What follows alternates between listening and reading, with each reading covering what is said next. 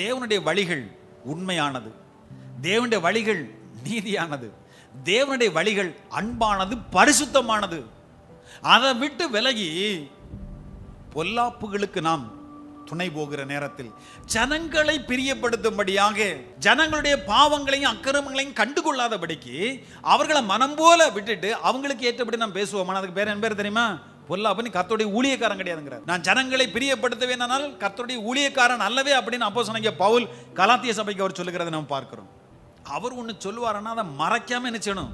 அப்படி சொல்லணும்.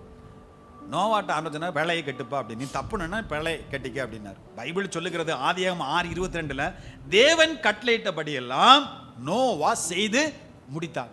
அவர் என்ன சொன்னாரோ அதே மாதிரி நோவா செய்து முடிச்சாரு. அதனால அந்த அந்த என்ன தெரியுமா செய்துச்சு? வேலை என்ன தெரியுமா செய்யல, மறந்துக்கிட்டு தான் இருந்துச்சு. ஏனென்றால் அது தேவ கட்டளையின்படி, அது கட்டப்பட்டபடினாலே. மோசே குறித்து சொல்லப்பட்டிருக்கிறது யாத்திராகமத்தின் புத்தகம் 39:40 மலையிலே உனக்கு காண்பிக்கப்பட்ட மாதிரியின்படி செய்வதற்கு நீ எப்படி இருக்கணும் தெரியுமா? எச்சரிக்கையாரு. 1 பேதுரு புத்தகம் 4:11 எடுத்து வாசிக்கும் போது தேவனுடைய வாக்கியங்களின்படி போதிக்க கடவன். ஆண்டவர் என்ன சொல்லியிருக்கிறாரோ அதை நீ என்ன செய்ய? போதி. வேத போதனைகளாக இருந்தாலும் ஆண்டவர் சொன்னதை அப்படி நீ என்ன செய்ய? மாத்தாம நீ என்ன செய்யணும்?